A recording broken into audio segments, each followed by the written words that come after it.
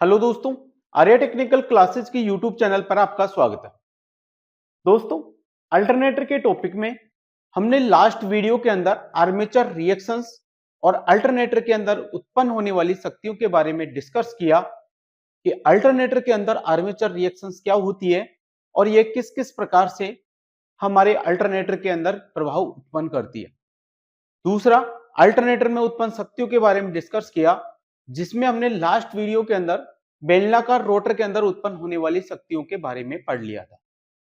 दोस्तों, उससे आगे आज हम सैलिएंट पोल रोटर यानी कि समुन्नत ध्रुव रोटर के अंदर उत्पन्न होने वाली शक्तियों के बारे में अध्ययन करेंगे।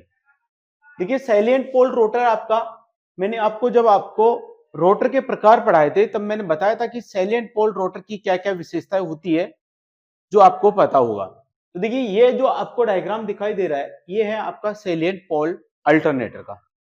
किसका है? सैलिएंट पोल अल्टरनेटर का।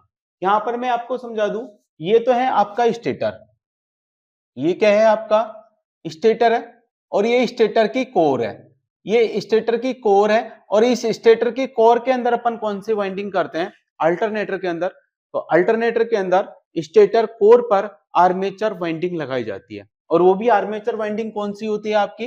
3 फेज आर्मेचर वाइंडिंग। कौन सी होती है आपकी?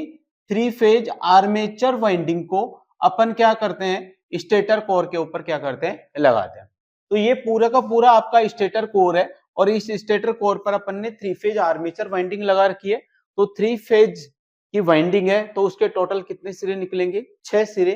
तो आप देख पा रहे हो 1 2 3 4 5 और 6, ये 6 के 6 जो सिरे हैं, ये 6 के 6 सिरे आपके 3 फेज आर्मेचर वाइंडिंग के सिरे हैं।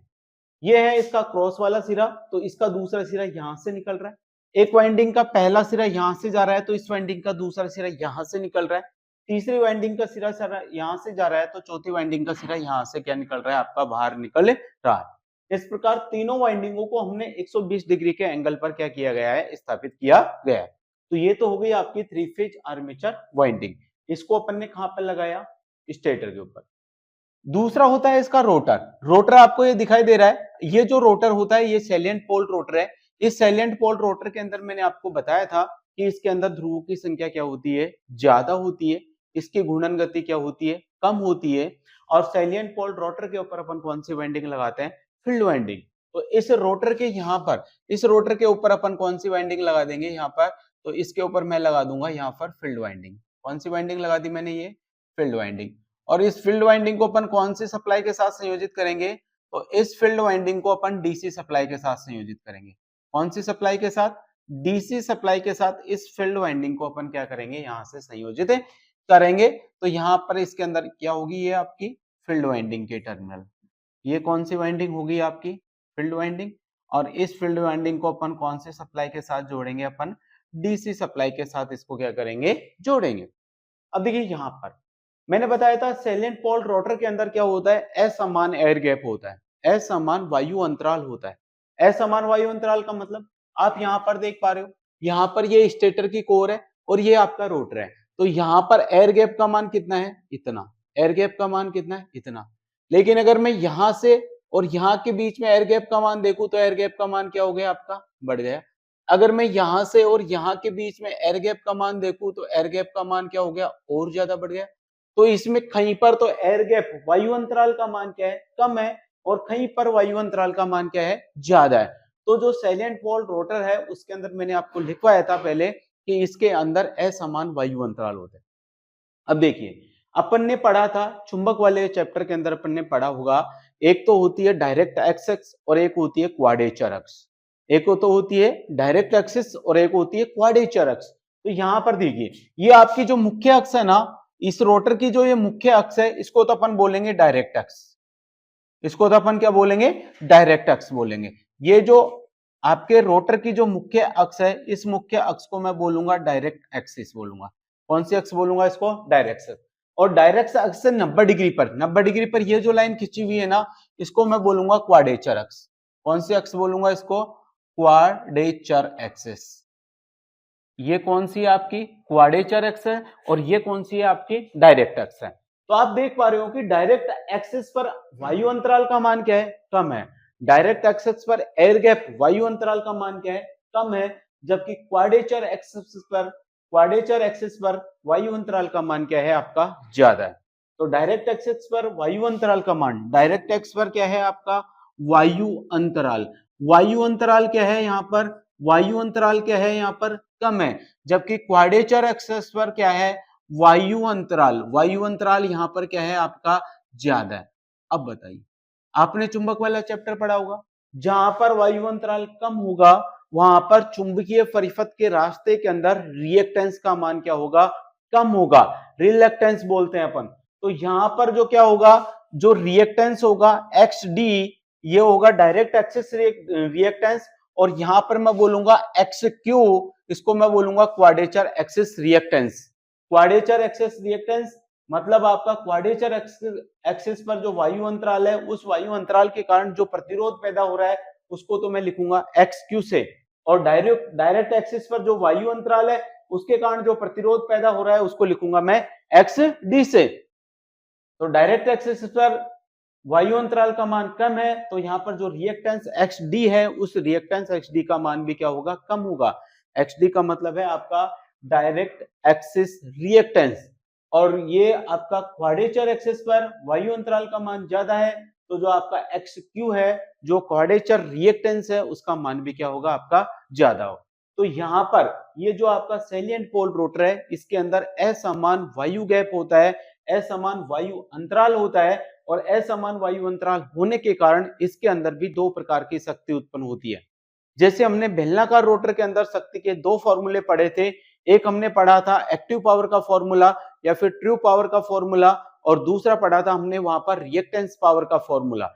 ऐसे कैसे ही सैलिएंट पोल रोटर के अंदर भी हम दो फॉर्मूले पढ़ेंगे, एक तो हम पढ़ेंगे एक्साइटेशन या फिर आपकी जो एक्टिव पावर है उसका फॉर्मूला, और दूसरा क्या होता है, ये जो आपका असमान एयर गैप है, यहाँ पर एयर गैप कम है, यहाँ पर एयर गैप ज्यादा है, इस एयर गैप के कारण भी यहाँ पर एक टॉर्क पैदा होता है, उस टॉर्क के कारण इस आर्मेचर के अंदर एक शक्ति पैदा होती है, उस शक्ति को हम बोलते हैं रिलक्टेंस पावर। कौन सी पावर बोलेंगे, रिलक्टेंस पावर। तो सैलिएंट पोल रोटर के अंदर भी कितनी शक्ति उत्पन्न होगी आपकी, दो शक्ति होगी। तो आपको एक चीज समझ में आई होगी कि सैलिएंट पोल रोटर के अंदर क्या होता है, कहीं पर तो एयर गैप कम होता है और कहीं पर एयर गैप क्या होता है, ज्यादा होता है। तो असमान एयर गैप होने के कारण क्या होता है, इस रोटर के अंदर एक शक्ति और उत्पन्न होती है, उस शक्ति को अपन जानते हैं रिलक्टेंस पावर के नाम से। जो रिलक्टेंस पावर क्या करती है, इस रोटर को सिंक्रोनस स्पीड पर घुमाने का क्या करती है, आपका काम करती है। तो रिलक्टेंस पावर किसके कारण पैदा होती है और कौन से रोटर के अंदर पैदा होती है, तो ये चीज आपकी क्लियर हो जानी चाहिए। रिलक्टेंस पावर असमान एयर गैप के कारण पैदा होती है, किसके कारण पैदा होती है, असमान एयर गैप वायु अंतराल के कारण। असमान वायु अंतराल होने के कारण इसके अंदर रिलक्टेंस पावर पैदा होती है, और असमान वायु अंतराल केवल और केवल सैलिएंट पोल रोटर के अंदर होता है, तो आपकी जो रिलक्टेंस पावर जो उत्पन्न होती है, तो वो आपके सैलिएंट पोल रोटर के अंदर उत्पन्न होती है। ये क्वेश्चन आपको पूछा गया है कि रिलक्टेंस पावर है वो कौन से रोटर के अंदर उत्पन्न होती है, तो जो रिलक्टेंस पावर होती है वो आपका सैलिएंट पोल रोटर के अंदर उत्पन्न होती है। सैलिएंट पोल रोटर के अंदर ही क्यों उत्पन्न होती है, तो उसका कारण आपको समझ में आ गया होगा, क्योंकि सैलिएंट पोल रोटर के अंदर क्या होता है, असमान एयर गैप होता है, असमान एयर गैप होने के कारण क्या होता है, इसके अंदर रिलक्टेंस पावर उत्पन्न होती है।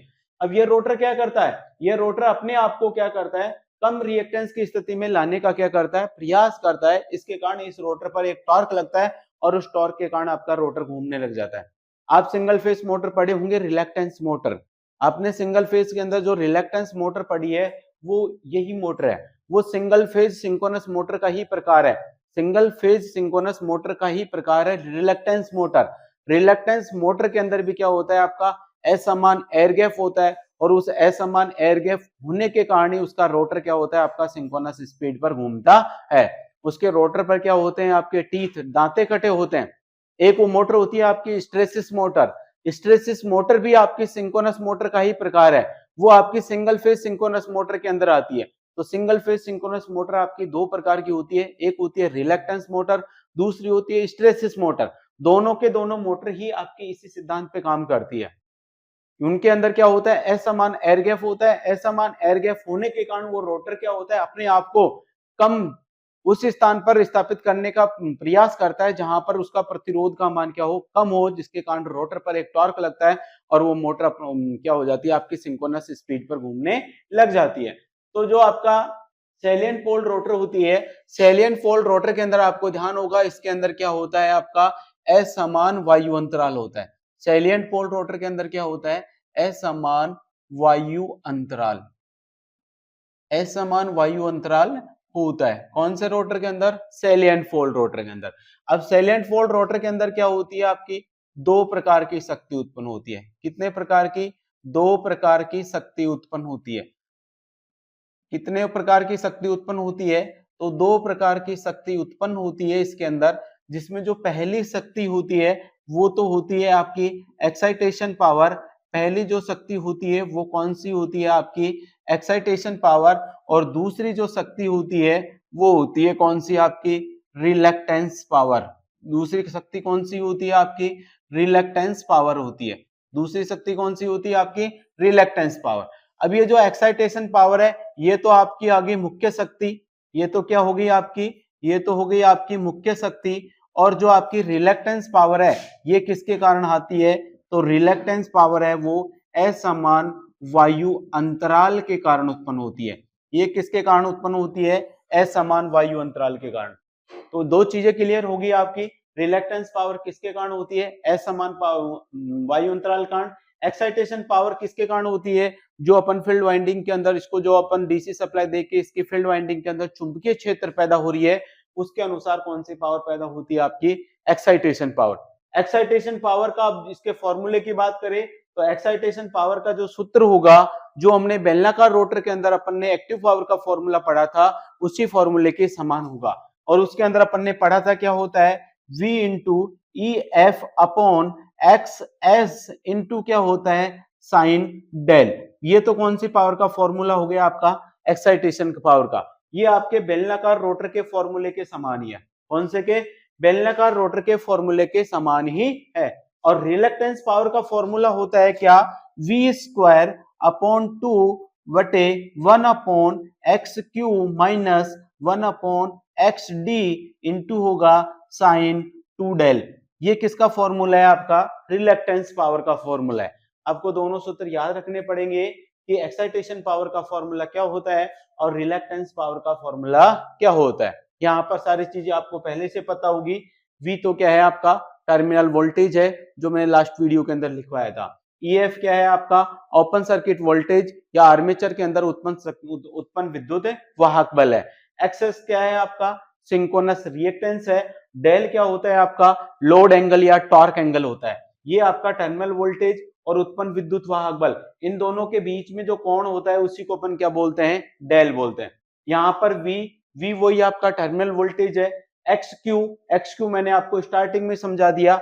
एक्स क्यू क्या है, आपका ये जो क्वाड्रेचर एक्सिस है, इस क्वाड्रेचर एक्सिस पर ये जो वायु अंतराल है, इस वायु अंतराल के कारण इसके फ्लक्स के रास्ते में जो प्रतिरोध उत्पन्न होता है, उस प्रतिरोध को ही किससे लिखते हैं अपन, एक्स क्यू से लिखते हैं। एक्स डी आपका ये रहा। एक्स डी क्या है, आपका डायरेक्ट एक्सिस है, ये डायरेक्ट एक्सिस है। इस डायरेक्ट एक्सिस पर ये जो वायु अंतराल है, ये वायु अंतराल इस फ्लक्स के रास्ते में जो अवरोध उत्पन्न कर देगा, उसको ये अपन किससे लिखेंगे, एक्स क्यू डी से लिखेंगे। डेल आपको पता ही है लोड एंगल या टॉर्क एंगल होता है। तो ये हो गया आपका रिलक्टेंस पावर का फॉर्मूला, ये हो गया आपका एक्साइटेशन पावर का फॉर्मूला। अगर आपसे पूछे कि सैलिएंट पोल रोटर के अंदर उत्पन्न शक्ति का फॉर्मूला क्या होगा, तो दोनों शक्ति को अपन जोड़ देंगे तो ये फॉर्मूला बन जाएगा आपका सैलिएंट पोल रोटर के अंदर उत्पन्न शक्ति का। ये फॉर्मूला किसका बन गया, आपका सैलिएंट पोल रोटर के अंदर उत्पन्न शक्ति का क्या हो गया, आपका सूत्र हो गया, जो आपको याद रखना है। ठीक है। अब इसके अंदर पूछा जाता है कि सैलिएंट पोल रोटर के अंदर उत्पन्न होने वाली शक्ति का मान कितने डिग्री पर या कितने पावर फैक्टर पर क्या होता है, इसके अंदर ज्यादा होगा, कितने डिग्री पर इसके अंदर पावर का मान ज्यादा होगा। देखिए, इस पावर को मैंने आपको लास्ट वीडियो के अंदर समझाया था कि ये जो एक्साइटेशन पावर होती है, इस एक्साइटेशन पावर का मान मैक्सिमम कम होगा। मैक्सिमम कब होगा, जब साइन थीटा का मान क्या होगा, अधिकतम होगा। और अपन जानते हैं साइन थीटा का अधिकतम मान कितना होता है, तो साइन थीटा का अधिकतम मान कितना होता है, 1 होता है। कितना होता है, 1। अब साइन थीटा का अधिकतम मान 1 कितने डिग्री के कोण पर होता है, तो साइन थीटा का अधिकतम मान जो 1 होता है वो 90 डिग्री के कोण पर क्या होता है, अधिकतम होता है। तो अगर ये डेल है, इस डेल की जगह मैं कितना रख दूं, यहाँ पर 90 डिग्री रख दूं, तो साइन थीटा साइन 90 साइन 90 का मान क्या हो जाएगा, अधिकतम, और इसका मान अधिकतम हो गया तो ये मान भी क्या हो जाएगा, आपका अधिकतम हो जाएगा। तो जो एक्साइटेशन पावर है, इस एक्साइटेशन पावर का मान अधिकतम मान कितने डिग्री के कोण पर होगा, तो डेल बराबर 90 डिग्री पर इस पावर का मान क्या हो जाएगा, अधिकतम हो जाएगा। ऐसे जैसे मैं अगर रिलक्टेंस पावर की बात करूं, तो रिलक्टेंस पावर का अधिकतम मान कब होगा, तो रिलक्टेंस पावर का अधिकतम मान जब होगा जब यहां पर इसकी जगह कितना डिग्री आएगा, 90 डिग्री। कितना आएगा, 90 डिग्री। देखिए यहां पर तो डायरेक्ट डेल था, लेकिन यहां पर क्या है, 2 से गुणा हो रहा है। तो यहां पर अगर डेल का मान मैं 90 डिग्री रख दूंगा तो टोटल कोण का मान 2 गुणा 90 कितना हो जाएगा, 180 डिग्री। और 180 डिग्री पर इसका मान क्या हो जाएगा, माइनस में हो जाएगा। अपन को तो क्या करना है, इसका मान अधिकतम करना है, तो कितना लाना है, यहाँ पर 90 डिग्री लाना है। 90 डिग्री लाना है तो मैं डेल की जगह यहाँ पर कितना रख दूं, 45 डिग्री। डेल की जगह कितना रख दूं, यदि 45 डिग्री, तो 45 को यदि मैं 2 से गुणा करूंगा तो टोटल मेरे पास कितने डिग्री आ जाएगा, 90 डिग्री। और साइन 90 का मान अधिकतम हो जाएगा। जब साइन 90 का मान अधिकतम हो जाएगा तो इस रिलक्टेंस पावर का मान भी क्या हो जाएगा, आपका अधिकतम हो जाएगा।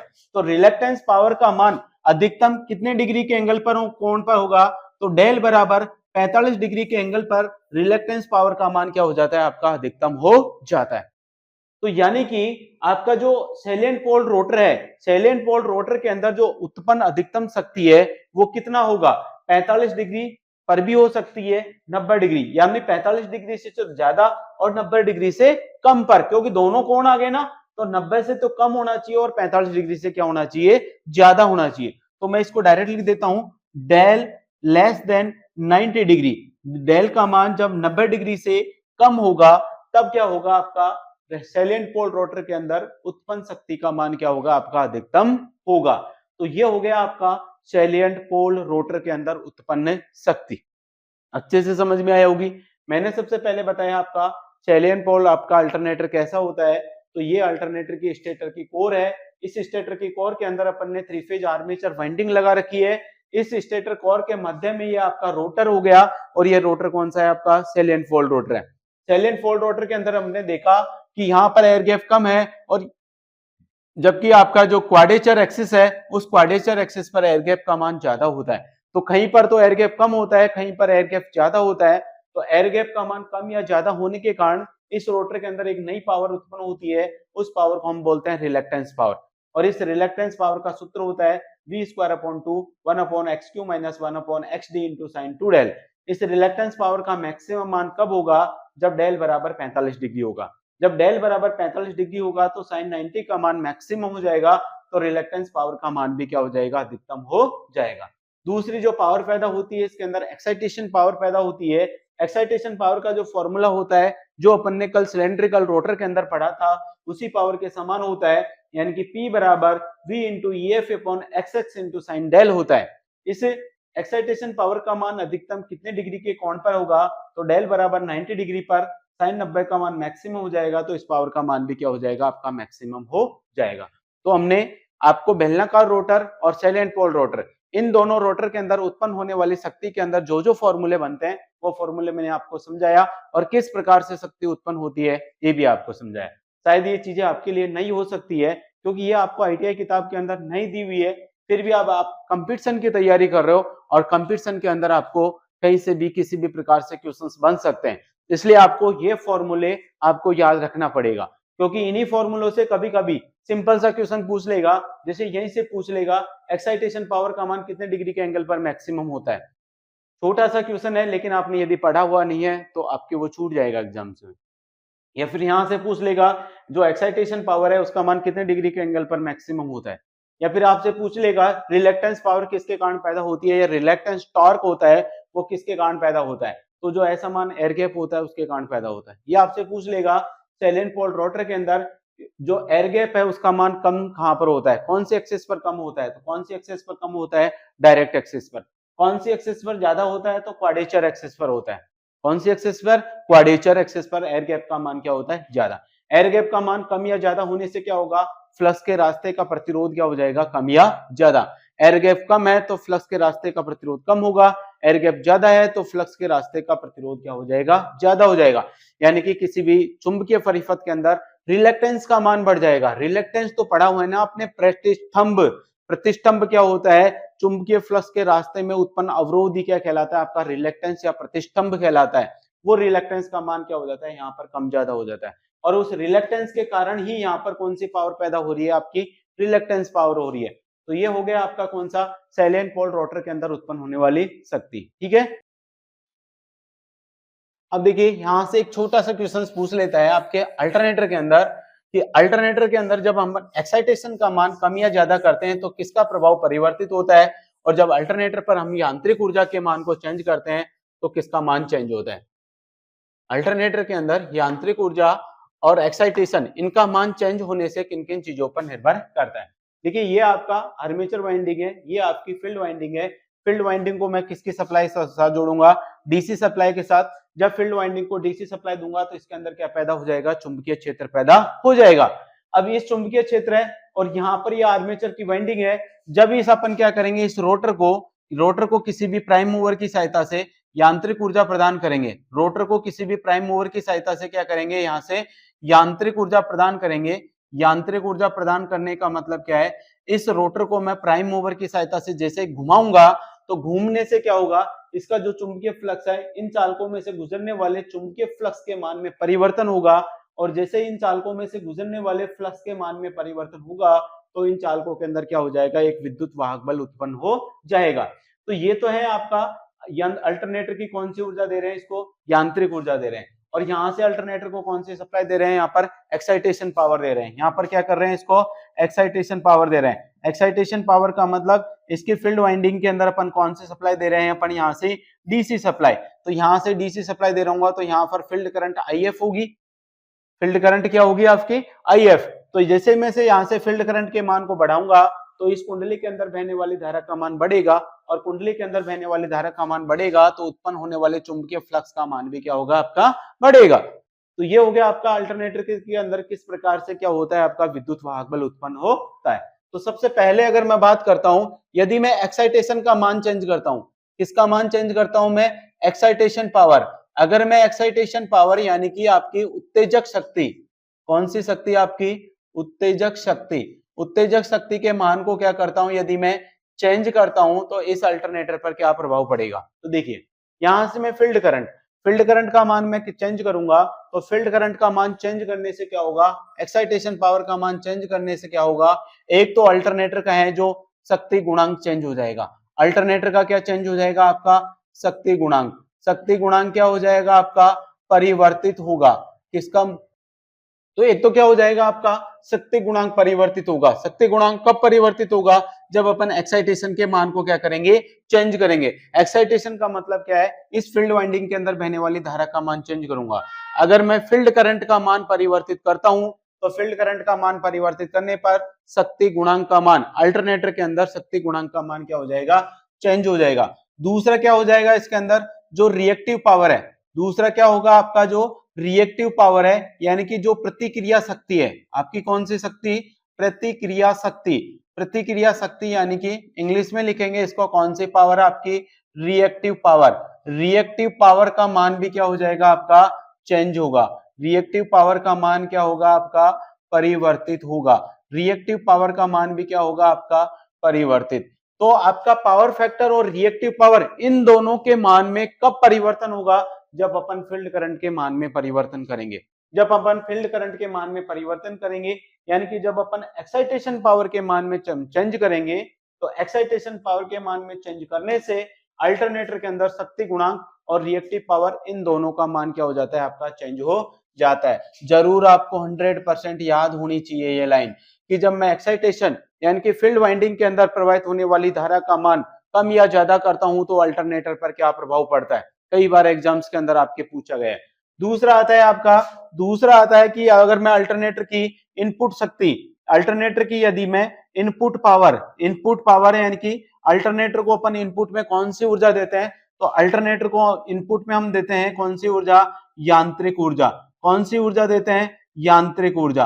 और अल्टरनेटर को ये जो यांत्रिक ऊर्जा दी जाती है वो कई अलग अलग माध्यमों से दी जाती है। जैसे अपन अगर पावर प्लांट में बात करें तो पावर प्लांट के अंदर अल्टरनेटर को जो यांत्रिक ऊर्जा दी जाती है वो टरबाइन के माध्यम से दी जाती है। तो अगर मैं टरबाइन के इनपुट को चेंज कर दूं, अगर मैं टरबाइन के इनपुट को चेंज कर दूं या अल्टरनेटर की यांत्रिक ऊर्जा के मान में परिवर्तन कर दूं या अल्टरनेटर के इनपुट पावर है उस इनपुट पावर में क्या कर दूं, यदि मैं परिवर्तन करता हूं तो इस अल्टरनेटर पर क्या प्रभाव पड़ेगा।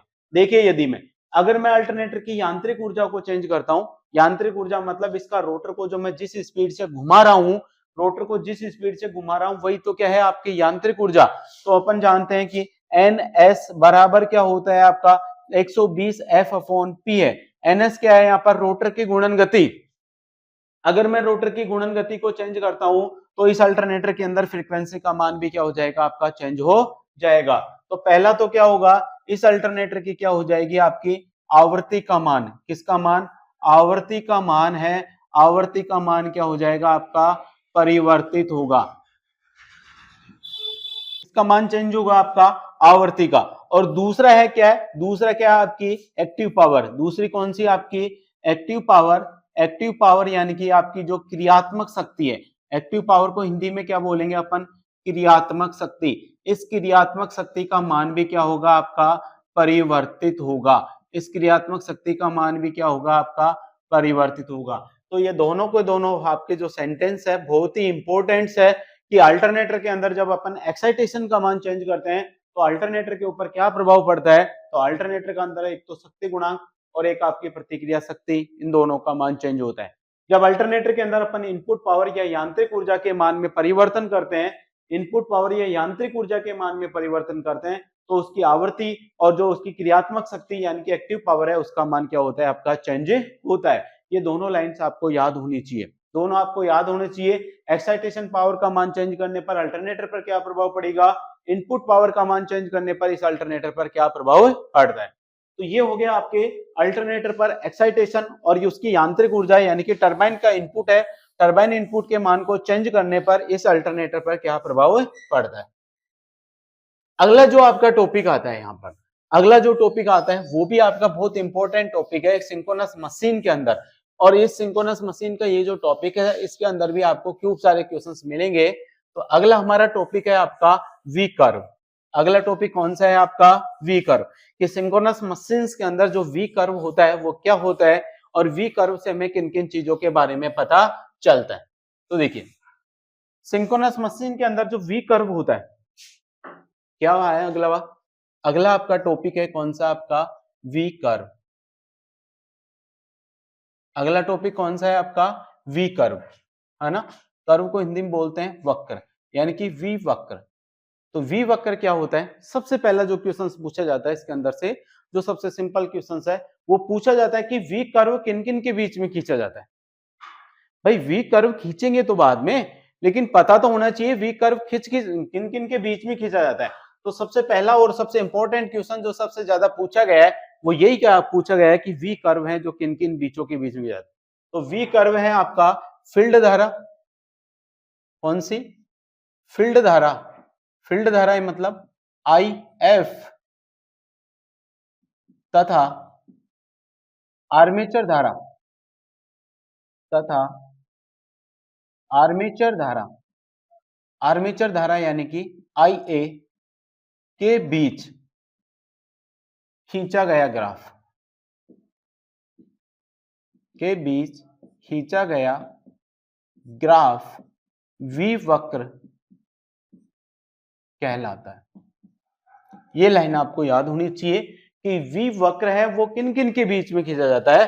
तो जो वी वक्र है वो फील्ड करंट और आर्मेचर करंट इन दोनों के बीच में क्या किया जाता है आपका खींचा जाता है। देखिए किस प्रकार से खींचा जाएगा आपका वी वक्र। एक तरफ तो ले लेते हैं अपन आर्मेचर करंट, एक तरफ ले लेते हैं अपन फील्ड करंट। इधर मैंने ले लिया आपकी फील्ड करंट और इधर ले लिया मैंने आर्मेचर करंट। अब जब आर्मेचर करंट और फील्ड करंट के बीच में अपन ग्राफ खींचते हैं तो एक वी आकृति का हमको एक ग्राफ प्राप्त होता है और ये जो वी आकृति का हमको ग्राफ प्राप्त होता है इसी को अपन वी कर्व के नाम से जानते हैं। कुछ इस प्रकार से हमको क्या मिलता है यहाँ पर ग्राफ मिलता है। इस ग्राफ को अपन कौन सा कर्व कहेंगे आपका वी कर्व कहेंगे। अब देखिए यहाँ पर जो आपका होता है ये होता है आपका नॉमिनल लीजिए, यहाँ पर ये कौन सा होता है आपका नॉमिनल, नॉमिनल रीजन, ये तो होता है आपका नॉमिनल रीजन। ये होता है आपका अंडर एक्साइटेशन रीजन।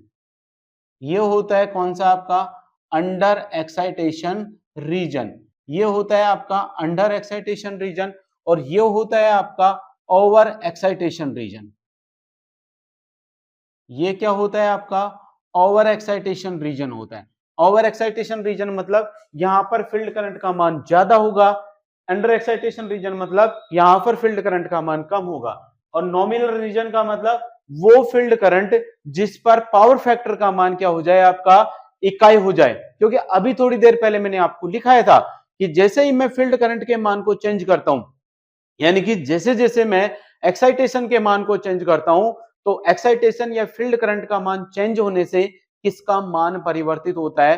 तो मैंने आपको फर्स्ट लाइन लिखाई थी कि एक्साइटेशन का मान चेंज करने पर शक्ति गुणक का मान क्या होता है, चेंज होता है। तो जैसे जैसे मैं फील्ड करंट, यहां पर फील्ड करंट क्या रहेगी आपकी, जीरो होगी। इधर क्या है आपकी फील्ड करंट है आई एफ, तो यहां पर फील्ड करंट क्या है, जीरो। अब जैसे जैसे मैं इधर की तरफ जाऊंगा, इधर की तरफ बढ़ता जाऊंगा, तो फील्ड करंट का मान क्या होता जाएगा, बढ़ता जाएगा।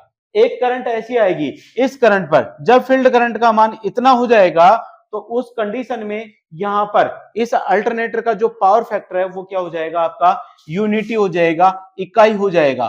तो ये कौन सा पॉइंट हो गया आपका, ये पॉइंट हो गया आपका यूनिटी पावर फैक्टर का, मतलब इकाई शक्ति गुणांक का। यहां पर शक्ति गुणांक का मान क्या होगा, इकाई होगा। अब इधर से जाएंगे तो भी शक्ति गुणांक का मान चेंज होगा, इधर से इधर आएंगे तो भी शक्ति गुणांक का मान क्या होगा, चेंज। ये वो करंट है, ये वो फील्ड करंट है जिस पर शक्ति गुणांक का मान क्या होगा, इकाई होगा। अब जैसे ही इस फील्ड करंट से ज्यादा करंट को मान को मैं बढ़ाऊंगा, तो यहां पर जो पावर फैक्टर होगा वो होगा आपका लैगिंग। यहां पर जो पावर फैक्टर होगा वो लैगिंग होगा, कौन सा होगा आपका, पश्चगामी होगा। लेकिन यहां से यहां पर वो फील्ड करंट है जिस पर शक्ति गुणांक का मान कितना है आपका, इकाई है। अगर इस फील्ड करंट से करंट का मान यदि मैं कम करता हूं, इधर आता हूं, यहां से मैं इधर आता हूं, तो यहां से जैसे मैं इधर की साइड आऊंगा तो फील्ड करंट का मान क्या होगा, चेंज होगा, फील्ड करंट का मान कम होगा। तो यहां पर जो पावर फैक्टर होगा वो पावर फैक्टर होगा आपका लीडिंग। वो पावर फैक्टर कौन सा होगा आपका, लीडिंग होगा, यानी कि अग्रगामी होगा। यहां पर पावर फैक्टर क्या होगा आपका, इकाई होगा। यहां पर क्या होगा, इकाई। लेकिन यहां से अगर मैं फील्ड करंट के मान को इधर जाता हूं, यानी कि फील्ड करंट का मान मैं इस साइड बढ़ाता हूं, इस साइड बढ़ाता हूं, तो आपका पावर फैक्टर क्या हो जाएगा, लैगिंग हो जाएगा, यानी कि पश्चगामी हो जाएगा। और इधर है जो, ये कौन सी धारा है आपकी, इधर जो धारा है वो कौन सी धारा है आपकी, आर्मेचर धारा है। इधर की तरफ कौन सी धारा है आपकी, आर्मेचर धारा। तो देखिए ये जो आपका ग्राफ है, ये ग्राफ आपका कौन सा ग्राफ कहलाता है आपका, वी वक्र कहलाता है। क्या कहलाता है, वी वक्र। तो वी वक्र क्या होता है, फील्ड करंट और आर्मेचर करंट। ये तो रही आपकी फील्ड करंट और ये रही आपकी आर्मेचर करंट। इन दोनों करंट के बीच में जो ग्राफ खींचा जाएगा वो ग्राफ ही क्या कहलाएगा आपका, वी वक्र कहलाएगा। अब याद रखना है आपको, इसके अंदर क्या होगा, जो यूनिटी पावर फैक्टर पर जो फील्ड करंट होती है, यानी कि जो नॉमिनल रीजन होता है आपका, नॉमिनल रीजन से ज्यादा फील्ड करंट का मान बढ़ाने पर, नॉमिनल रीजन से ज्यादा फील्ड करंट का मान बढ़ाने पर जो पावर फैक्टर होगा वो कौन सा होगा, पश्चगामी। और नॉमिनल रीजन से कम करंट पर, नॉमिनल रीजन से कम करंट पर पावर फैक्टर क्या होगा आपका, अग्रगामी होगा, लीडिंग होगा। लेकिन ये जो वी वक्र है ये है आपका सिंक्रोनस जनरेटर के लिए। ये किसके लिए है, सिंक्रोनस जनरेटर यानी कि अल्टरनेटर के लिए है। सिंक्रोनस मोटर के लिए जो वी वक्र होगा वो अलग होगा, वो आपको मैं जब मोटर वाला पढ़ाऊंगा तब पढ़ाऊंगा। लेकिन ये वाला जो वी वक्र मैंने आपको पढ़ा है, ये वाला वी वक्र किसके लिए है, आपके सिंक्रोनस जनरेटर के लिए है। यहां पर सिंक्रोनस जनरेटर के अंदर जो ओवर एक्साइटेशन रीजन है, उस ओवर एक्साइटेशन रीजन के अंदर पावर फैक्टर का मान क्या होता है, लैगिंग होता है। ये चीज इंपॉर्टेंट है। जबकि आपका जो अंडर एक्साइटेशन रीजन है, अंडर एक्साइटेशन रीजन का मतलब वो फील्ड करंट जहां पर पावर फैक्टर यूनिटी है, उससे कम फील्ड करंट पर जो रीजन होगा, जो गैप होगा, जो अंतराल होगा, उसको बोलेंगे अंडर एक्साइटेशन रीजन।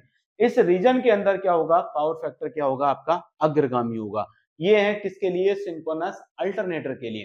तो देखिए यहां पर ये है कौन सी करंट है आपकी, armature current. I A, armature current I A, कौन से रीजन की बात कर रहा हूं मैं, अंडर एक्साइटेशन रीजन, यहां से लेकर यहां तक, यहां से लेकर यहां तक, ये जो आपका एरिया होगा यहां से लेकर यहां तक, इसको बोलूंगा अंडर एक्साइटेशन रीजन।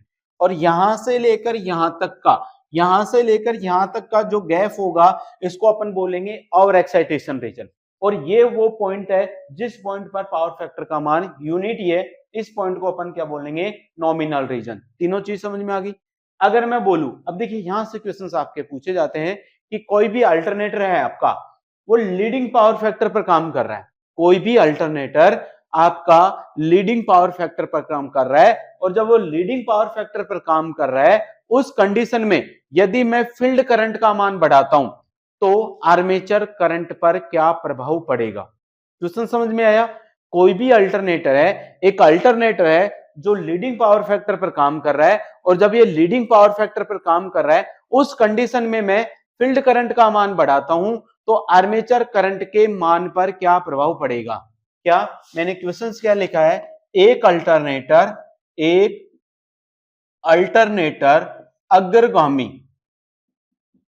अग्रगामी शक्ति गुणांक, अग्रगामी शक्ति गुणांक पर कार्य कर रहा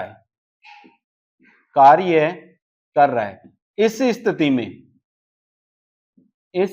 में देखिए यहां से आपको बोल सकता है फील्ड धारा, या फिर इसी को अपन बोल सकता है वो क्या, एक्साइटेशन।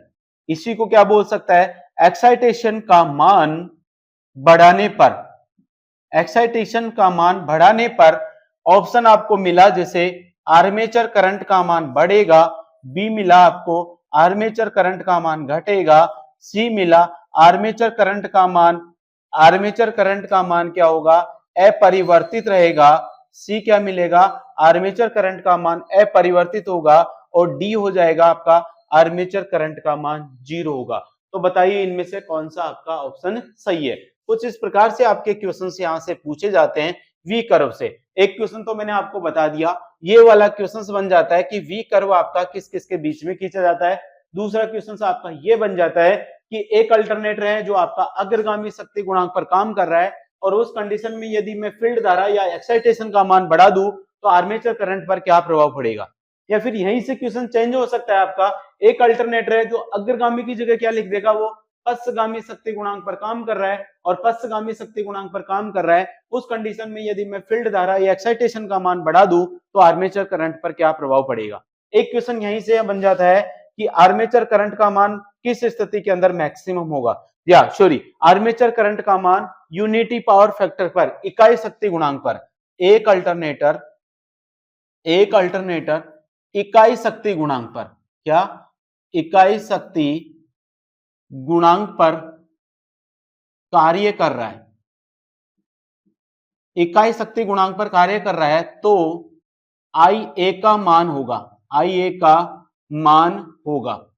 का मान क्या होगा, ऑप्शन है आपके पास मैक्सिमम होगा, अधिकतम होगा, ऑप्शन बी है आपके पास मिनिमम होगा, ऑप्शन सी है आपका 0 होगा, ऑप्शन डी है आपका अनंत होगा, ऑप्शन डी है आपका अनंत होगा। तो दो क्वेश्चंस है, ये दोनों ही बहुत इंपॉर्टेंट। इसी तरह से तो तीनों की तीनों जो लाइन है वो आपकी वी कर्व के लिए बहुत इंपॉर्टेंट है, और अगर से कहीं क्वेश्चंस पूछे जाएगा तो इसी प्रकार से क्वेश्चंस पूछा जाएगा।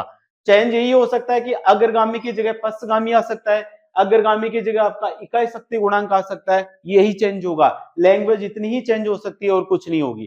तो इन दोनों क्वेश्चंस के अपन आंसर यहां पर समझते हैं कि आंसर कैसे होता है। देखिए अल्टरनेटर आपका अग्रगामी शक्ति गुणांक पर जब काम करेगा तो वो अल्टरनेटर कौन से रीजन के अंदर होगा, अंडर एक्साइटेशन रीजन के अंदर।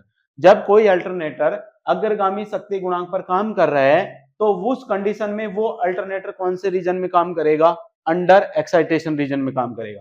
जब अल्टरनेटर कोई आपका लैगिंग पावर फैक्टर यानी कि पश्चगामी शक्ति गुणांक पर काम कर रहा है, पश्चगामी शक्ति गुणांक पर काम कर रहा है, उस समय वो कौन से रीजन के अंदर रहेगा, तो उसके अंदर वो ओवर एक्साइटेशन रीजन के अंदर काम करेगा। जब पश्चगामी शक्ति गुणांक को लिख लो यहां पर, पश्चगामी शक्ति गुणांक पर यदि वो काम कर रहा है तो पश्चगामी शक्ति गुणांक पर काम कर रहा है तो वो कौन से रीजन के अंदर काम कर रहा है, मतलब ओवर एक्साइटेशन रीजन के अंदर काम कर रहा है। अगर आपसे पूछे, अगर आपसे बोले कि कोई अल्टरनेटर यूनिटी शक्ति गुणांक, इकाई शक्ति गुणांक पर काम कर रहा है, इकाई शक्ति गुणांक पर काम कर रहा है, मतलब वो कौन से रीजन के अंदर काम कर रहा है, आपका नॉमिनल रीजन के अंदर काम कर रहा है। कौन से रीजन के अंदर काम कर रहा है, नॉमिनल रीजन के अंदर। दोनों चीजें समझ में आ गई, तीनों चीजें। अगर अग्रगामी शक्ति गुणांक के अंदर काम कर रहा है तो कौन सा रीजन होगा, अंडर एक्साइटेशन। अगर इकाई शक्ति गुणांक है तो कौन सा रीजन होगा, नॉमिनल रीजन। अगर पश्चगामी शक्ति गुणांक है तो कौन सा रीजन होगा, आपका ओवर एक्साइटेशन रीजन। ये चीज समझ में आ गया। तो अगर आपको बोल दिया कि कोई भी आपका अल्टरनेटर है जो अग्रगामी शक्ति गुणांक पर काम कर रहा है, अग्रगामी शक्ति गुणांक पर काम कर रहा है, मतलब वो अंडर एक्साइटेशन रीजन में। अब अंडर एक्साइटेशन रीजन का मतलब यहां से लेकर यहां तक और यहां से लेकर यहां तक का जो ग्राफ है वो किस प्रकार से आ रहा है, आपका ऊपर से कहां आ रहा है, आपका नीचे। तो देखिए यहां पर फील्ड करंट का मान क्या है, आपका IF। इस IF का मान क्या है, यहाँ पर कम है, तो उस स्थिति में आर्मेचर करंट का मान देखिए कितना है, मैक्सिमम है। आर्मेचर करंट का मान क्या है, मैक्सिमम। अब जैसे जैसे मैं फील्ड करंट का मान बढ़ाता जाऊंगा बढ़ाता जाऊंगा बढ़ाता जाऊंगा तो आर्मेचर करंट का पहले मान इतना था, अब आर्मेचर करंट का मान इतना आ गया। फील्ड करंट का मान मैंने और बढ़ाया, फील्ड करंट का मान मैंने और बढ़ाया, तो अब आर्मेचर करंट का मान कितना आ गया, इतना। फील्ड करंट का मान मैंने और बढ़ाया, फील्ड करंट का मान मैंने बढ़ाया, तो आर्मेचर करंट का मान यहाँ पर आ गया। यानी कि जैसे जैसे मैं फील्ड करंट का मान बढ़ा रहा हूं वैसे वैसे आर्मेचर करंट का मान क्या हो रहा है, आपका घट रहा है। जैसे ही मैं फील्ड करंट का मान बढ़ा रहा हूं तो आर्मेचर करंट का मान क्या हो रहा है, घट रहा है। तो मैं ऐसे बोल सकता हूं कि आर्मेचर करंट है वो फील्ड करंट के क्या है, आपके व्युत्क्रमानुपाती है। आर्मेचर करंट है वो फील्ड करंट के क्या है, व्युत्क्रमानुपाती। लेकिन कौन से रीजन की बात हो रही है, अंडर एक्साइटेशन रीजन की। अंडर एक्साइटेशन रीजन की मतलब अल्टरनेटर कौन से पावर फैक्टर पर काम कर रहा है, अग्रगामी शक्ति गुणांक पर काम कर रहा है। तो यहां पर क्या होगा, जब मैं फील्ड करंट का मान बढ़ाऊंगा तो आर्मेचर करंट का मान क्या हो जाएगा, आपका घट जाएगा। आर्मेचर करंट का मान क्या हो जाएगा, घट जाएगा। कौन से रीजन की बात की मैंने, अंडर एक्साइटेशन रीजन की। बात समझ में आई अच्छे से, ठीक है। आगे देखते हैं। अगर मैं बात करूं इकाई शक्ति गुणांक पर, देखिए इकाई शक्ति गुणांक पर आर्मेचर करंट का मान कितना है, आपका इतना। ये करंट का मान कौन से शक्ति गुणांक पर है, आपका इकाई शक्ति गुणांक। क्या इससे भी कम आर्मेचर करंट का मान आपको ग्राफ के अंदर दिख रहा है क्या, नहीं दिख रहा। मतलब अगर अल्टरनेटर आपका इकाई शक्ति गुणांक पर काम कर रहा है उस कंडीशन में आर्मेचर करंट का मान क्या होगा, सबसे कम होगा। उस स्थिति में आर्मेचर करंट का मान क्या होगा, सबसे कम। इससे कम आर्मेचर करंट हो ही नहीं सकती। तो जब अल्टरनेटर आपका, मैंने लिखा एक अल्टरनेटर, एक आपका अल्टरनेटर है जो इकाई शक्ति गुणांक पर कार्य कर रहा है, तो आइए यानी कि आर्मेचर करंट का मान कितना होगा। तो जब ये इकाई शक्ति गुणांक पर काम कर रहा है तो आर्मेचर करंट का मान क्या होगा, मिनिमम होगा। मिनिमम होगा, जीरो नहीं है। जीरो तो कब होगा, जब इस पॉइंट पे आ जाएगा। आर्मेचर करंट ये ग्राफ यहाँ पर टच थोड़ी हो रहा है, अगर ये ग्राफ यहाँ पर टच हो रहा था तब तो अपन क्या बोलते हैं, जीरो। तो इसको जीरो नहीं बोलेंगे। उस इकाई शक्ति गुणांक पर आर्मेचर करंट का मान क्या होता है, सबसे कम होता है, न्यूनतम होता है, लेकिन जीरो नहीं होता। तो इसका तो आंसर क्या हो गया, आपका बी। कोई भी अल्टरनेटर अगर इकाई शक्ति गुणांक पर काम कर रहा है तो उस पर आर्मेचर करंट का जो मान है वो क्या होता है, मिनिमम होता है, बिल्कुल कम से कम होता है। तो आर्मेचर करंट का मान मिनिमम कब होगा, जब अल्टरनेटर इकाई शक्ति गुणांक पर काम करेगा। ये चीज क्लियर हो गई। पहला क्वेश्चन देखिए, एक अल्टरनेटर अग्रगामी शक्ति गुणांक, मतलब इस पे काम कर रहा है, लीडिंग पावर फैक्टर, और लीडिंग पावर फैक्टर के अंदर आर्मेचर करंट और फील्ड करंट एक दूसरे के क्या होती है, व्युत्क्रमानुपाती। फिर बोल रहा है कि इस स्थिति में फील्ड करंट का मान बढ़ाया, तो मैंने फील्ड करंट का मान बढ़ाया तो आर्मेचर करंट का मान क्या हो जाएगा, घट जाएगा। तो इसका आंसर भी क्या हो जाएगा, आपका बी आ जाएगा कि आर्मेचर करंट का मान क्या हो जाएगा, बढ़ जाएगा। ये चीज समझ में आ गई दोनों की। अगर मैं यहीं से बोल देता हूं, एक अल्टरनेटर है आपका, वो क्या कर रहा है, आपका पश्चगामी, कौन से पे, पश्चगामी शक्ति गुणांक पर काम कर रहा है, और उस स्थिति में अगर मैं फील्ड करंट का मान बढ़ा दूं तो अल्टरनेटर पर क्या प्रभाव पड़ेगा। तो देखिए पश्चगामी शक्ति गुणांक, ये है आपकी आर्मेचर करंट, ये कौन सी करंट है, आपकी आर्मेचर करंट, ठीक है। यहां पर है आर्मेचर करंट का मान मिनिमम हो गया। अब यहां से जैसे ही मैं फील्ड करंट का मान बढ़ाऊंगा तो देखिए आर्मेचर करंट का मान भी क्या हो गया, आपका बढ़ गया। और बढ़ाया, आर्मेचर करंट का मान भी क्या हो गया, अब और बढ़ गया। और बढ़ाया तो आर्मेचर करंट का मान क्या हो गया, बढ़ गया। तो मतलब मैं जब अल्टरनेटर आपका पश्चगामी शक्ति गुणांक पर काम कर रहा है, मतलब ओवर एक्साइटेशन रीजन के अंदर काम कर रहा है, तो जैसे जैसे मैं फील्ड करंट का मान बढ़ा रहा हूं वैसे वैसे आर्मेचर करंट का मान भी क्या हो रहा है, बढ़ रहा है। जैसे जैसे मैं फील्ड करंट का मान बढ़ा रहा हूं वैसे वैसे आर्मेचर करंट का मान भी क्या कर रहा है, बढ़ रहा है। लेकिन यहाँ पर जैसे जैसे मैं फील्ड करंट का मान बढ़ा रहा हूँ वैसे वैसे आर्मेचर करंट का मान क्या हो रहा है, घट रहा है। तो यहाँ पर मैं बोल सकता हूँ कि IA आर्मेचर करंट है वो फील्ड धारा के क्या होती है, समानुपाती होती है। लेकिन ये कब समानुपाती होगी, जब वो अल्टरनेटर कौन से शक्ति गुणांक पर काम करेगा, पश्चगामी शक्ति गुणांक पर। जब वो अल्टरनेटर कौन से रीजन के अंदर काम करेगा, ओवर एक्साइटेशन रीजन के अंदर। जब अल्टरनेटर ओवर एक्साइटेशन रीजन के अंदर काम करता है उस स्थिति में जो आर्मेचर करंट है वो फील्ड धारा के क्या होती है, समानुपाती। अब यदि मैं फील्ड करंट का मान बढ़ाता हूं तो आर्मेचर करंट का मान भी क्या हो जाएगा, बढ़ जाएगा। अब जो आपका आंसर पहले बी सही था, लेकिन अब जो आंसर होगा आपका कौन सा सही होगा, आपका ए सही होगा। कौन सा सही होगा, आपका ए सही होगा, क्योंकि अल्टरनेटर कौन से शक्ति गुणांक पर काम कर रहा है, पश्च शक्ति गुणांक। तो पश्च शक्ति गुणांक का मतलब अपन इस वाले रीजन को देखेंगे, यहां से लेकर यहां तक इस वाले रीजन को नहीं देखना है अपन को। पश्च शक्ति गुणांक पर काम कर रहा है तो अल्टरनेटर होगा ओवर एक्साइटेशन रीजन, और ओवर एक्साइटेशन रीजन के अंदर अगर मैं फील्ड करंट का मान बढ़ाता हूं तो आर्मेचर करंट का मान भी क्या हो जाता है, आपका बढ़ जाता है। तो ये वाले जो आपको मैंने आपको एग्जांपल देके आपको समझाया वी कर्व, यहीं से आपके क्वेश्चन सबसे ज्यादा पूछे जाते हैं कि वी कर्व होता है क्या चीज है, और इसमें जब एक्साइटेशन का मान चेंज करते हैं तो पावर फैक्टर और आर्मेचर करंट का मान किस किस प्रकार से चेंज होता है। ठीक है, यहाँ पर आपको अग्रगामी शक्ति गुणांक न देकर अगर एग्जाम के अंदर आपको डायरेक्ट दे दे कि एक अल्टरनेटर आपका अंडर एक्साइटेशन रीजन के अंदर काम कर रहा है, एक अल्टरनेटर आपका अंडर एक्साइटेशन रीजन के अंदर काम कर रहा है, और यदि अब मैं फील्ड करंट का मान बढ़ाता हूं तो आर्मेचर करंट का मान क्या हो जाएगा, घट जाएगा। अगर अल्टरनेटर आपका ओवर एक्साइटेशन रीजन में काम कर रहा है और ओवर एक्साइटेशन रीजन में अगर मैं फील्ड करंट का मान बढ़ाता हूं तो आर्मेचर करंट का मान भी क्या होगा, बढ़ेगा। या तो आपको क्वेश्चन में ये मिलेगा या फिर आपको ये क्वेश्चन में ये देगा। इन दोनों में से ये चीज देखे आपसे फील्ड करंट का मान या तो कम करवाएगा या ज्यादा करवाएगा। फील्ड करंट का मान कम या ज्यादा करवा के आपसे पावर फैक्टर और आर्मेचर करंट इनके बीच में क्या पूछता है, वो संबंध पूछता है, जो आपको समझ में अच्छी तरह से आ गया होगा। तो ये तो हो गया आपका अल्टरनेटर का वी कर्व। देखिए ये है अल्टरनेटर की बात कर रहा हूं मैं, सिंक्रोनस मोटर का वी कर्व अलग होगा। होना कुछ भी नहीं है, सिंपल सा है। सिंक्रोनस मोटर के अंदर क्या हो जाएगा, उल्टा हो जाता है। जहां पर पश्चगामी लिखा हुआ है वहां पर तो हो जाएगा अग्रगामी, वहां पर तो क्या हो जाएगा, अग्रगामी। और जहां पर अग्रगामी लिखा हुआ है वहां क्या हो जाएगा, पश्चगामी। तो इसी ग्राफ को अगर मेरे को मोटर के लिए याद रखना है तो आपको याद रखना है, अल्टरनेटर का आपने याद कर लिया। अब मोटर के लिए आपको क्या करना है, आपको याद रखना है अल्टरनेटर का जस्ट उल्टा होता है। अल्टरनेटर का जस्ट क्या होता है, उल्टा। मोटर के अंदर अल्टरनेटर का जस्ट क्या होता है, उल्टा। अगर अल्टरनेटर का अंदर पश्चगामी है तो मोटर में वहां पर क्या होगा, अग्रगामी होगा। अगर अल्टरनेटर में जहां पर अग्रगामी है तो वहां पर मोटर के अंदर क्या होगा, आपका मोटर के अंदर क्या होगा, आपका अग्रगामी है तो पश्चगामी होगा, मतलब उल्टा हो जाएगा।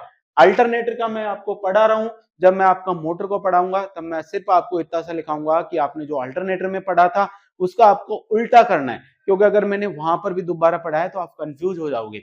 इसलिए आपको या तो सिंक्रोनस मोटर के याद रख लो या फिर सिंक्रोनस जनरेटर के याद रख लो। दोनों में से किसी भी एक के आप वी कर्व याद रख लो, दोनों में से किसी भी एक के आर्मेचर रिएक्शन से याद रख लो। जब मोटर की पूछा जाए तो जिसका आपको याद है उसका क्या कर दो, आप उल्टा कर दो। अगर अल्टरनेटर के याद है और मोटर का पूछे तो जो आपने अल्टरनेटर के याद रखने हैं उनका जस्ट अपोजिट क्या हो जाएगा, मोटर का। अगर आपने मोटर के याद रखने और अल्टरनेटर के पूछ रहा है तो मोटर के को आप क्या कर दोगे, विपरीत कर दोगे, तो वो किसके बन जाएंगे, अल्टरनेटर के बन जाएंगे, और कुछ फर्क नहीं है।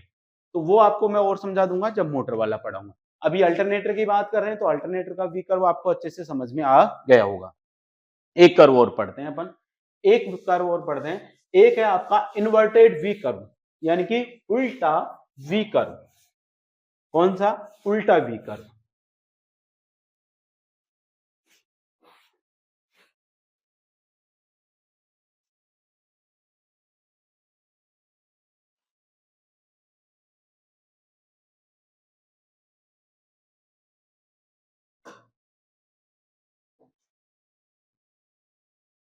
एक है आपका इन्वर्टेड वी कर्व, यानी कि उल्टा वी वक्र। तो सबसे पहले वही होगा कि इसमें सबसे पहले बात आती है इन्वर्टेड वी कर्व है वो किन किन के बीच में खींचा जाता है। तो इन्वर्टेड जो वी कर्व है वो एक तो फील्ड धारा IF व शक्ति गुणांक यानी कि पावर फैक्टर के बीच खींचा गया वक्र क्या कहलाता है आपका? इन्वर्टेड या उल्टा वी वक्र कहलाता है। इन्वर्टेड या उल्टा वी वक्र कहलाता है। देखिए किस प्रकार से होता है।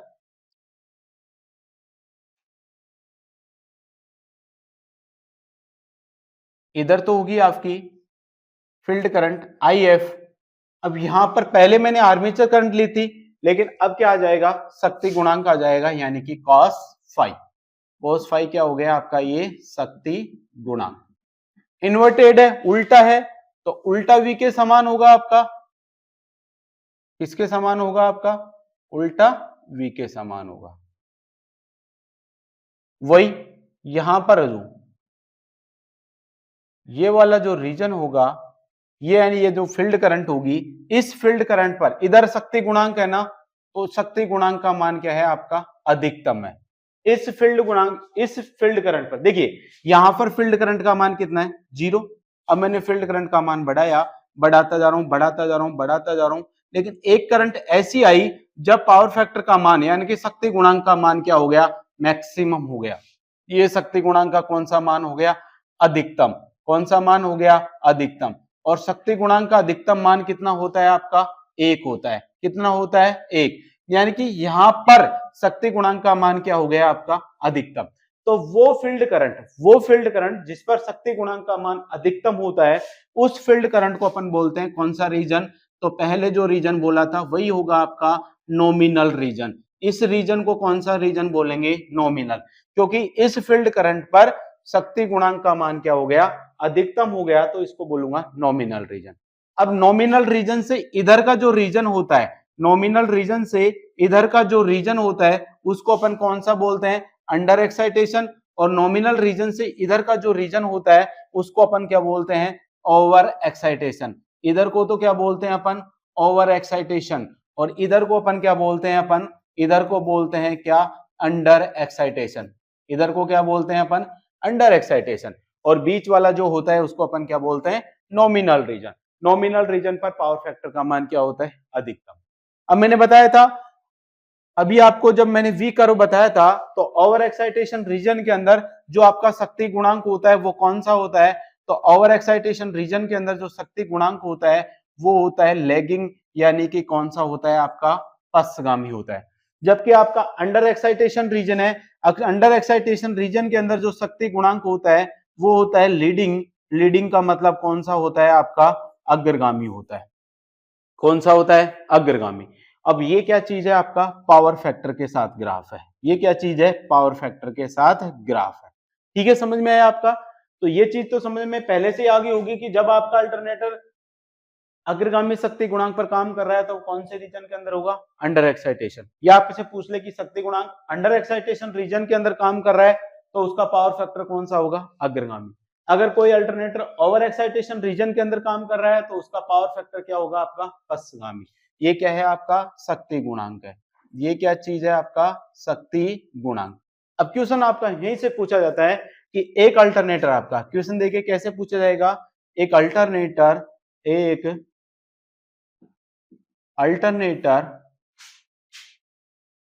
पश्चगामी शक्ति गुणांक पर कार्य कर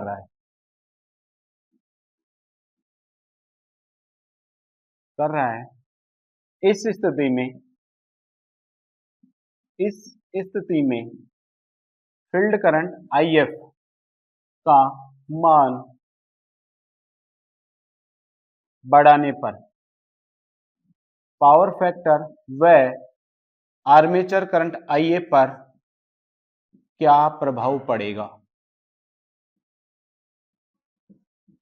क्वेश्चन यहां से ये बात है कि एक अल्टरनेटर है आपका, पश्चगामी शक्ति गुणांक पर काम कर रहा है, और पश्चगामी शक्ति गुणांक पर काम कर रहा है, तब मैंने फील्ड करंट के मान को बढ़ाया, तो फील्ड करंट के मान को बढ़ाने पर आर्मेचर करंट और पावर फैक्टर पर क्या प्रभाव पड़ेगा? तो आर्मेचर करंट तो मैंने आपको गए ग्राफ के अंदर पढ़ाई थी वी वक्र के अंदर। वी वक्र कुछ इस प्रकार से था, तो यहां पर तो आर्मेचर करंट है वो फील्ड करंट के क्या थी, समानुपाती थी। आर्मेचर करंट फील्ड करंट के क्या थी, समानुपाती। लेकिन यहाँ पर जो पावर फैक्टर है, तो देखियो नॉमिनल रीजन से जैसे ही मैं फील्ड करंट के मान को बढ़ाता हूं, नॉमिनल रीजन से जैसे ही मैं फील्ड करंट के मान को बढ़ाता हूं, तो पावर फैक्टर का मान क्या हो रहा है आपका, कम हो रहा है। पावर फैक्टर का मान क्या हो रहा है आपका, कम हो रहा है। कब कम हो रहा है, जब नॉमिनल ओवर एक्साइटेशन रीजन के अंदर फील्ड करंट के मान को क्या करते हैं, बढ़ाते हैं। तो मैं यहां लिख सकता हूं कि पावर फैक्टर है वो फील्ड करंट के क्या होता है आपका, व्युत्क्रमानुपाती होता है। पावर फैक्टर फील्ड करंट के क्या होता है, व्युत्क्रमानुपाती। कौन से रीजन के अंदर, ओवर एक्साइटेशन रीजन के अंदर। कब, जब अल्टरनेटर कौन से शक्ति गुणांक पर काम कर रहा है, पश्चगामी शक्ति गुणांक पर काम कर रहा है। उस कंडीशन में पावर फैक्टर वो फील्ड करंट के क्या होता है, व्युत्क्रमानुपाती होता है। यहां पर क्या हो जाएगा, यहां पर जो पावर फैक्टर है वो फील्ड करंट के क्या हो जाएगा आपका, समानुपाती हो जाएगा। कौन से रीजन के अंदर, अग्रगामी शक्ति गुणांक पर। कौन से रीजन के अंदर, अंडर एक्साइटेशन रीजन के अंदर। अंडर एक्साइटेशन रीजन या फिर अग्रगामी शक्ति गुणांक पर जो पावर फैक्टर होता है वो फील्ड करंट के समानुपाती होता है। ओवर एक्साइटेशन रीजन या पश्चगामी शक्ति गुणांक पर जो पावर फैक्टर होता है वो फील्ड करंट के क्या होता है, व्युत्क्रमानुपाती होता है। तो ये हो गया आपका कौन सा, inverted we curve. Inverted we curve में पावर फैक्टर है वो फील्ड करंट के क्या है आपका, व्युत्क्रमानुपाती। यहां पर भी क्या है आपका, पश्चगामी है। यहां पर भी क्या है आपका, पश्चगामी। क्वेश्चन के अंदर यही तो है आपका। क्वेश्चन के अंदर कह रहा है कि एक अल्टरनेटर पश्चगामी शक्ति गुणांक पर काम कर रहा है। कौन से गुणांक पर काम कर रहा है ये, पश्चगामी शक्ति गुणांक पर। पश्चगामी शक्ति गुणांक पर मतलब कौन सा रीजन हो गया आपका, ओवर एक्साइटेशन रीजन। कौन सा रीजन हो गया आपका, ओवर एक्साइटेशन रीजन। और जब आपका ओवर एक्साइटेशन रीजन हो गया, तो ओवर एक्साइटेशन रीजन के अंदर आर्मेचर करंट फील्ड धारा के क्या होती है, समानुपाती। पावर फैक्टर फील्ड धारा के क्या होता है, व्युत्क्रमानुपाती। अगर मैं फील्ड करंट का मान बढ़ाऊंगा तो आर्मेचर करंट का मान भी क्या होगा, बढ़ेगा। तो पहला तो क्या हो जाएगा, जो आपकी आर्मेचर करंट है उसका मान क्या होगा आपका, बढ़ेगा। दूसरा, पावर फैक्टर पर क्या प्रभाव पड़ेगा, जैसे ही मैं फील्ड करंट का मान बढ़ाऊंगा तो पावर फैक्टर का मान क्या हो जाएगा आपका, घट जाएगा। क्योंकि पश्चगामी शक्ति गुणांक यानी कि ओवर एक्साइटेशन रीजन के अंदर जैसे ही मैं नॉमिनल रीजन से ज्यादा फील्ड करंट ले जाता हूं तो पावर फैक्टर का मान धीरे धीरे क्या हो रहा है, देखिए ग्राफ कैसे आ रहा है, नीचे की तरफ आ रहा है। मतलब पावर फैक्टर का मान क्या होता जा रहा है आपका, घटता जा रहा है। तो पावर फैक्टर का मान क्या हो जाएगा आपका, कम हो जाएगा। लेकिन जो क्या है आपका शक्ति गुणांक, उस शक्ति गुणांक का मान क्या होगा आपका, कम होगा। कौन सा होगा आपका, कम होगा। ये याद रखना, बहुत इंपॉर्टेंट क्वेश्चन है।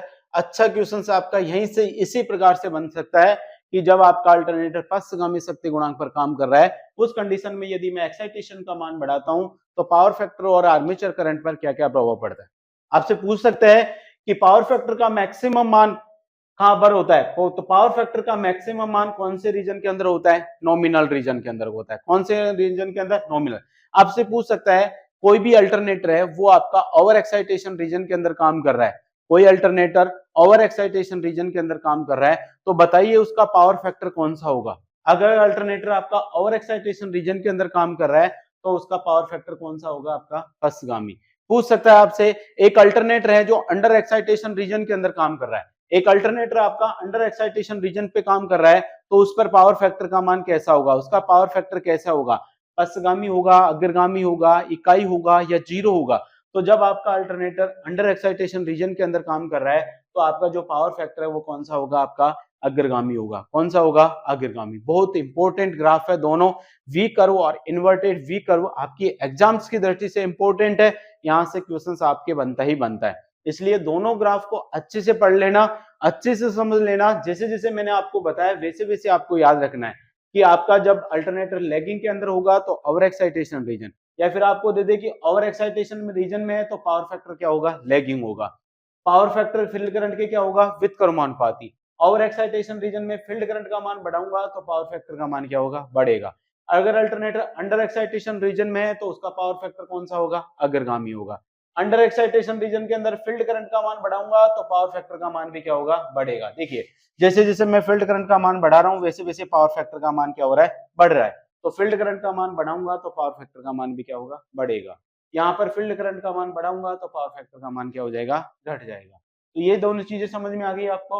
अब मैं यहाँ पर आपको यहाँ से शॉर्ट रूप में लिख देता हूं, मैं शॉर्ट रूप के अंदर लिख देता हूं इन्हीं चीजों को, कि क्या याद रखना है आपको, जब बोले वो अंडर एक्साइटेशन रीजन, कौन से रीजन की बात करें, जब वो अंडर एक्साइटेशन रीजन की बात करे, अंडर एक्साइटेशन रीजन, अंडर का मतलब निम्न उत्तेजक अवस्था, इसको अपन हिंदी में बोले तो निम्न उत्तेजक अवस्था, निम्न उत्तेजक अवस्था यानी कि फील्ड करंट का मान जब कम होता है तब क्या होता है, पहला तो आपको याद रखना है जो आर्मेचर करंट होती है वो फील्ड करंट आई एफ के क्या होती है, आपकी व्युत्क्रमानुपाती होती है।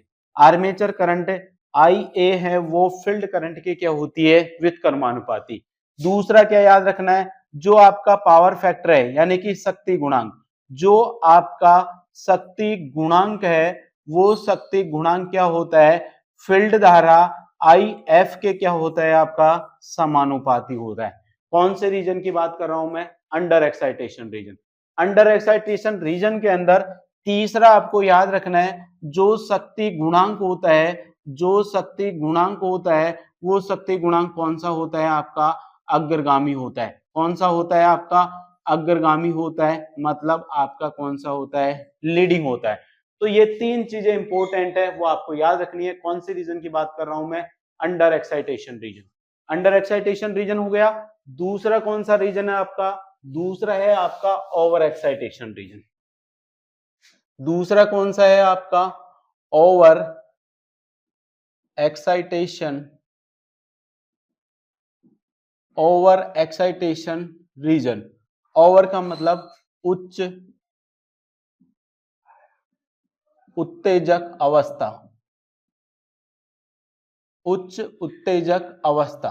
ओवर एक्साइटेशन रीजन के अंदर क्या होगा, जो आर्मेचर करंट आई ए है वो फील्ड करंट आई एफ के क्या हो जाएगी, आपकी समानुपाती हो जाएगी। दूसरा क्या याद रखना है आपको, जो आपका पावर फैक्टर है वो जो आपका शक्ति गुणांक है, जो आपका क्या है, आपका शक्ति गुणांक, शक्ति गुणांक है वो फील्ड करंट के क्या हो जाएगा, आपका व्युत्क्रमानुपाती हो जाएगा। शक्ति गुणांक फील्ड करंट के क्या हो जाएगा, व्युत्क्रमानुपाती हो जाएगा। और तीसरा क्या याद रखना है आपको, जो आपका शक्ति गुणांक होगा, जो आपका शक्ति गुणांक होगा उसकी प्रकृति कौन सी हो जाएगी, आपकी पश्चगामी होगी। कौन सी होगी, आपकी पश्चगामी होगी, मतलब कौन सी होगी, आपका लैगिंग होगा। तो तीन चीजें तो आपको ये याद होनी चाहिए, तीन चीजें आपको ये याद होनी चाहिए। अंडर एक्साइटेशन रीजन के अंदर आर्मेचर करंट और फील्ड करंट के अंदर क्या संबंध होता है, शक्ति गुणांक और फील्ड करंट के अंदर क्या संबंध होता है, पावर फैक्टर है वो कौन सा होता है, अंडर एक्साइटेशन। ऐसे कैसे ओवर एक्साइटेशन रीजन के अंदर आर्मेचर करंट फील्ड करंट पर क्या होता है, शक्ति गुणांक फील्ड करंट क्या होती है और पावर फैक्टर क्या होता है, इसको मैं मिटा देता हूं। अब एक रीजन और बताया मैंने आपको, तीसरा रीजन है आपका कौन सा, नॉमिनल रीजन। तीसरा रीजन कौन सा है आपका, नॉमिनल रीजन। नॉमिनल रीजन के अंदर आपको याद रखना है, क्या याद रखना है, पहला जो आर्मेचर करंट है उसका मान क्या होता है, आपका न्यूनतम होता है। आर्मेचर करंट का मान क्या होता है, न्यूनतम। दूसरा याद रखना है आपका शक्ति गुणांक, शक्ति गुणांक का मान कितना होता है, आपका अधिकतम होता है। शक्ति गुणांक का मान क्या होता है, अधिकतम, और अधिकतम कितना हो सकता है, 1 हो सकता है। तीसरा याद रखना है आपका कौन सा शक्ति गुणांक होगा, तो यहां पर है जो इकाई शक्ति गुणांक होता है। कौन सा होता है आपका, इकाई शक्ति गुणांक। ये आपके तीन इंपॉर्टेंट है। अब तक मैंने आपको जो दो ग्राफ पढ़ाए थे, या तो आप ये हिंदी वर्डों को याद रखो या फिर मैंने आपको ग्राफ समझाए उस ग्राफ से याद रखो। अगर आप ग्राफ से याद रखते हो तो आप कंफ्यूज नहीं होंगे, और यदि आप रटने की कोशिश करोगे डायरेक्ट तो 100% कंफ्यूज होंगे। तो रटने की बजाय मेरा आपको टारगेट यही रहता है कि पहले मैं आपको उस चीज को अच्छे से समझाऊं और समझाने के बाद ही फिर आपको मैं याद करवाने की कोशिश करूं। डायरेक्ट अगर मैं आपको ये लाइनें लिख देता तो आप वहां पर कंफ्यूज हो जाते। तो मैंने जो आपको ग्राफ बना के समझाए, पहले उसको अच्छे से पढ़ना, अच्छे से नोट्स बनाना। एक बार समझ में नहीं आए दोबारा कोशिश करना, 100% समझ में आएगा। लेकिन बात है आपकी कोशिश ईमानदारी से होनी चाहिए आपकी। फिर बाद में आपको ये सारी चीजें, ये जो मैंने चीजें लिखाई है, ये आपके ऑब्जेक्टिव को डायरेक्ट टिक करने के लिए रहेगा। पूछेगा, क्वेश्चन आपसे पूछ लेगा कोई भी अल्टरनेटर आपका इकाई शक्ति गुणांक पर काम कर रहा है, अल्टरनेटर इकाई शक्ति गुणांक पर काम कर रहा है, तो बताओ आर्मेचर करंट का मान कितना होगा? आर्मेचर करंट क्या होगी? न्यूनतम। शक्ति गुणांक कौन सा होगा? तो शक्ति गुणांक क्या होगा? इकाई होगा। कौन सा होगा? ये हो गया। फिर आपसे पूछा कि कोई अल्टरनेटर आपका अग्रगामी शक्ति गुणांक पर काम कर रहा है, कौन से पे? अग्रगामी शक्ति गुणांक पर काम कर रहा है, तो बताइए उसमें फील्ड करंट का मान बढ़ाने पर आर्मेचर करंट पर क्या प्रभाव पड़ेगा? तो अग्रगामी शक्ति गुणांक पर काम कर रहा है, फील्ड करंट का मान मैं बढ़ाऊंगा तो आर्मेचर करंट का मान क्या हो जाएगा? घट जाएगा। अगर फील्ड करंट का मान बढ़ाऊंगा तो शक्ति गुणांक का मान भी क्या हो जाएगा? बढ़ जाएगा। कब काम करता है ये शक्ति गुणांक? अग्रगामी कौन से रीजन के अंदर होता है? Over excitation region, under excitation region. जब अल्टरनेटर निम्न उत्तेजक अवस्था में होता है तो उसका पावर फैक्टर शक्ति गुणांक कौन सा होता है? आपका अग्रगामी होता है। अग्रगामी शक्ति गुणांक है तो अल्टरनेटर कौन सी उत्तेजक अवस्था में है? निम्न उत्तेजक अवस्था में। यहीं से आपके क्वेश्चंस बनेंगे और कहीं से नहीं बनेंगे। तो ये हो गया आपका कौन से? वी वर्क और इन्वर्टेड वी कर्व। तो आज हमने पढ़ा है आपको सैलेंट पोल रोटर के अंदर उत्पन्न होने वाली शक्ति के फॉर्मूले और आपका वी कर्व और इन्वर्टेड वी कर्व, दोनों ही इंपॉर्टेंट है एग्जाम्स के लिए। तो आज के लिए बस इतना ही, मिलते हैं आपको नेक्स्ट वीडियो के अंदर।